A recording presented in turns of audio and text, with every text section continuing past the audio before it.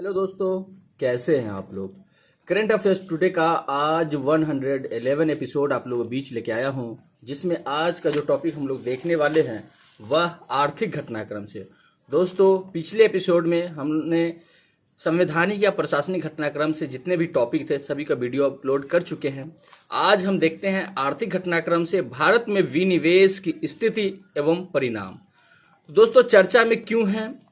तो क्या है चर्चा में कि केंद्रीय बजट 2023-24 में भारत सरकार ने 51,000 करोड़ रुपए का विनिवेश लक्ष्य निर्धारित किया है, जो चालू वर्ष के बजट अनुमान से लगभग 21% कम है और संशोधित अनुमान से सिर्फ 1,000 करोड़ रुपए अधिक है। यह 7 वर्षों में सबसे कम विनिवेश लक्ष्य भी है।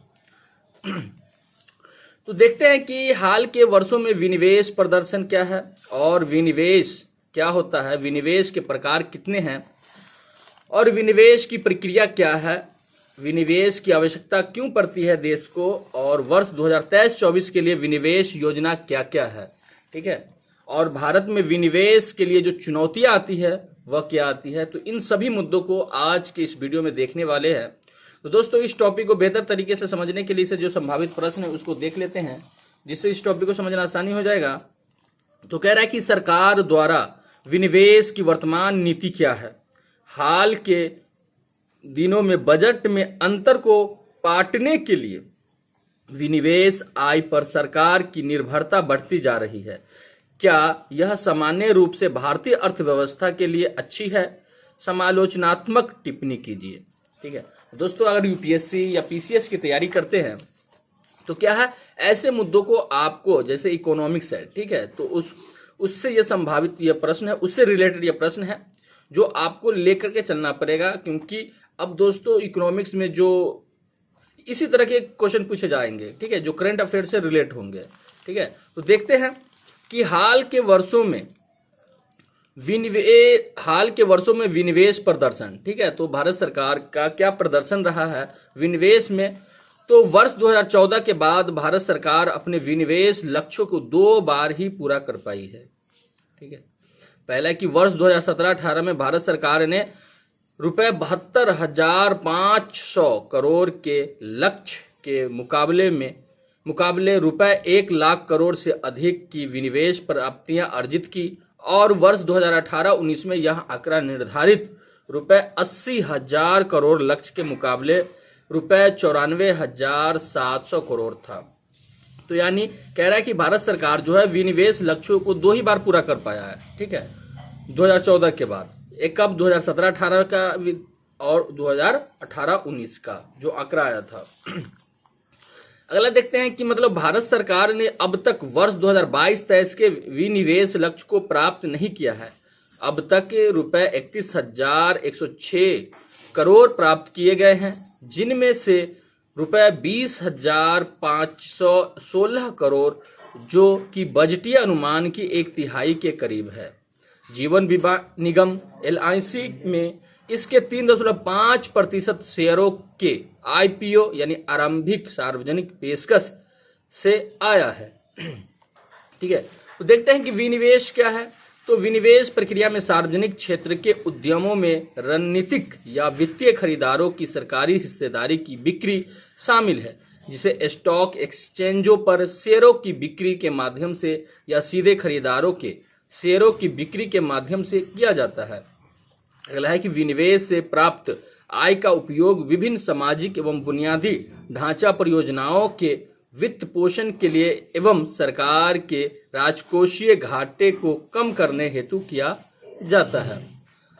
अगला है कि विनिवेश के प्रकार कितने हैं। ठीक है, तो अल्पांश विनिवेश होता है यानी माइनॉरिटी डिसइन्वेस्टमेंट, जिसमें क्या है कि इसमें सरकार अपनी भागीदारी के रूप में कंपनी में अपना बहुमत बनाए रखती है। आमतौर पर 51% से अधिक शेयर अपने पास रखती है ताकि प्रबंधन नियंत्रण सुनिश्चित किया जा सके। दूसरा क्या है, दीर्घांश विनिवेश यानी मेजोरिटी डिसइन्वेस्टमेंट। तो सरकार अधिग्रहण करने वाली इकाई को नियंत्रण सौंपती है, किंतु कुछ हिस्सेदारी अपने पास बरकरार रखती है। अगला है कि पूर्ण निजीकरण। ये भी अगला है कि विनिवेश के प्रकार है, जिसमें क्या है कि कंपनी का 100% नियंत्रण खरीदार को दिया जाता है। तो विनिवेश के कितने प्रकार है? 3 प्रकार हो गया। उसके बाद देखते हैं कि विनिवेश की प्रक्रिया क्या है। तो भारत में विनिवेश प्रक्रिया का संचालन निवेश और सार्वजनिक संपत्ति प्रबंधन विभाग यानी department of investment and public asset management DIPAM द्वारा किया जाता है, जो वित्त मंत्रालय के अंतर्गत आता है। DIPAM का प्राथमिक उद्देश्य सार्वजनिक क्षेत्र के उद्यमों में सरकार के निवेश का प्रबंधन करना और इन उद्यमों में सरकारी इक्विटी के विनिवेश की देखरेख करना है। अगला है कि भारत सरकार ने वर्ष 2005 में राष्ट्रीय निवेश कोष NIF का गठन किया था, जिसमें केंद्रीय सार्वजनिक क्षेत्र के उद्यमों के विनिवेश से प्राप्त आय को चैनलाइज किया जाना था। अगला है कि विनिवेश की आवश्यकता क्यों पड़ती है। तो राजकोषीय दबाव को कम करने के लिए, जैसे कि सरकार राजकोषीय दबाव को कम करने या उस वर्ष हेतु राजस्व की कमी को पूरा करने के लिए विनिवेश करती है। वह विनिवेश से प्राप्त आय का उपयोग राजकोषीय घाटे को वित्त पोषित करने, अर्थव्यवस्था और विकास या सामाजिक क्षेत्र के कार्यक्रमों में निवेश करने एवं सरकारी ऋण चुकाने हेतु करती है। अगला है कि निजी हितधारकों को प्रोत्साहित करना। तो विनिवेश परिसंपत्तियों के निजी स्वामित्व एवं खुले बाजार में व्यापार को भी प्रोत्साहित करता है। भारतीय अर्थव्यवस्था में निजी क्षेत्र के निवेश को प्रोत्साहित करना, क्योंकि यह सुधारों के प्रति सरकार की प्रतिबद्धता और अधिक अनुकूल कारोबारी माहौल बनाने हेतु संकेत देता है। विनिवेश सफल होने का मतलब यह भी है कि भारत सरकार को अब घाटे में चल रही किसी इकाई के नुकसान की भरपाई नहीं करनी है। अगला क्या है कि कार्यकुशलता में सुधार के लिए भी विनिवेश की आवश्यकता पड़ती है।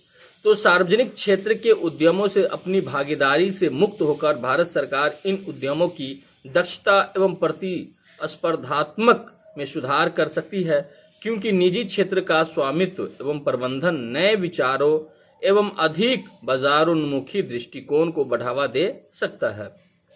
अगला है कि संसाधनों का बेहतर आवंटन। ठीक है, तो सरकार विनिवेश के माध्यम से मुक्त संसाधनों को सामाजिक और बुनियादी ढांचे के विकास जैसी अन्य प्राथमिकताओं हेतु पुनः आवंटित कर सकती है।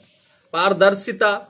तो विनिवेश की आवश्यकता पारदर्शिता के लिए कैसे? तो विनिवेश सार्वजनिक क्षेत्र के उद्यमों के कामकाज में पारदर्शिता और जवाबदेही को बढ़ा सकता है, क्योंकि निजी क्षेत्र के स्वामित्व तथा प्रबंधन के तहत वित्तीय एवं परिचालन संबंधी रिपोर्टिंग अधिक सख्त हो सकती है। अगला है कि वर्ष 2023-24 के लिए विनिवेश योजना क्या है। तो वर्ष 2023-24 में केंद्र सरकार विनिवेश किए जाने वाले केंद्रीय सार्वजनिक क्षेत्र के उद्यम CPSE की सूची में नई कंपनियों को नहीं जोड़ने की योजना बना रहा है। और जो है CPSE की जो सूची है उसमें नई कंपनियों को नहीं जोड़ने की योजना बना रहा है, यानी जो पुरानी कंपनियां हैं वही रहेगा बस। ठीक है, उसके बाद अगला देखते हैं कि DIPAM के अनुसार सरकार ने राज्य के स्वामित्व वाली कंपनियों के पहले से घोषित और नियोजित निजीकरण पर स्थिर रहने का फैसला किया है, जिसमें क्या है कि इनमें IDBI बैंक जो है, shipping corporation of India SCI, container corporation of India limited जिसे कॉनकॉर के नाम से जाना जाता है, NMDC स्टील लिमिटेड, ठीक है, BEML, HLL लाइफ केयर हो गया आदि शामिल है। अगला है कि उल्लेखनीय है कि Bharat petroleum corporation limited SCI और कॉनकोर के विनिवेश को सरकार ने वर्ष 2019 में मंजूरी दी थी, लेकिन यह अभी तक नहीं पूरी हो पाई है। देखते हैं कि अगला कि भारत में विनिवेश जो चुनौतियां हैं, ठीक है, वह किस प्रकार से है। तो राजनीतिक विरोध, यानी राजनीतिक विरोध, जैसे कि विनिवेश भारत में राजनीतिक रूप से एक संवेदनशील मुद्दा है।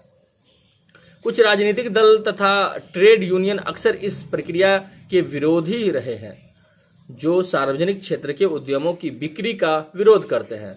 अगला है कि मूल्यांकन संबंधी मुद्दे। तो सार्वजनिक क्षेत्र के उद्यमों का मूल्यांकन एक चुनौती हो सकता है क्योंकि ये उद्यम नौकरशाही और गैर बाजारोन्मुखी संरचनाओं के कारण बाजार में प्रभावी रूप से प्रतिस्पर्धा करने में सक्षम नहीं हो सकते हैं।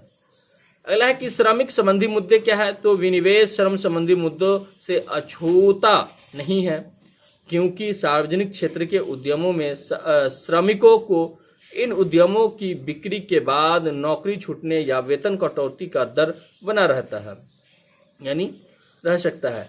खरीदारों की कमी। तो ये भारत में विनिवेश की जो करेगा तो जिसके वजह से क्या है, खरीदारों की कमी हो सकती है। जैसे कुछ मामलों में सरकार सार्वजनिक क्षेत्र के उद्यमों में अपनी हिस्सेदारी हेतु खरीदार खोजने के लिए संघर्षरत मालूम पड़ती है, खासकर अगर ये उद्यम वित्तीय रूप से अच्छा प्रदर्शन नहीं कर रहे हैं। अगला है कि विनियामक संबंधी चुनौतियां क्या है। तो विनिवेश की प्रक्रिया कई प्रकार के विनियमों और अनुमोदन प्रक्रियाओं के अधीन है जो प्रक्रिया की गति को प्रभावित कर सकती है तथा इसकी जटिलता को बढ़ा सकती है। अगला है कि कानूनी संबंधी चुनौतियां क्या है। तो विनिवेश की प्रक्रिया को न्यायालयों में भी चुनौती दी जा सकती है क्योंकि वादी बिक्री की वैधता अथवा उन नियमों एवं शर्तों को चुनौती दे सकते हैं जिनके तहत इसे आयोजित किया गया था। अगला है कि आगे की राह क्या है जिसे निष्कर्ष के रूप में आप देख सकते हैं। तो विनिवेश आदर्श रूप से सरकार के दीर्घकालिक दृष्टिकोण से संचालित होना चाहिए जिस सीमा तक वह अर्थव्यवस्था और उन क्षेत्रों का निजीकरण करना चाहता है जहां उसे उपस्थित बनाए रखने की आवश्यकता है, न कि राजस्व बढ़ाने की आवश्यकता से। अगला है कि हालांकि हाल के दिनों में बजट में अंतर को पाटने के लिए विनिवेश आय पर सरकार की निर्भरता बढ़ती जा रही है। सरकार ने वर्ष 2021 में परमाणु ऊर्जा, रक्षा आदि जैसे रणनीतिक क्षेत्रों में न्यूनतम उपस्थिति बनाए रखने और गैर रणनीतिक क्षेत्र के उद्यमों से बाहर निकलने के लिए एक नई रणनीतिक विनिवेश नीति पेश की थी। इसके अलावा विनिवेश योजना एक सुसंगत और दीर्घकालिक तर्काधार की मांग करती है। लाभप्रद तेल शोधन और विपणन कंपनी BPCL जिसे विनिवेश के लिए रखा गया था, अच्छा लाभांश दे रही थी और अपस्ट्रीम ऊर्जा संसाधनों में निवेश कर रही थी। दोस्तों, इस तरह से यह टॉपिक कंप्लीट हुआ। कैसा लगा हमें कमेंट करके जरूर बताएं। अगर आप चैनल पे नए हैं तो चैनल को जरूर सब्सक्राइब कर ले। तो दोस्तों, आज के लिए इतना ही। मिलते हैं नेक्स्ट एपिसोड में। जय हिंद।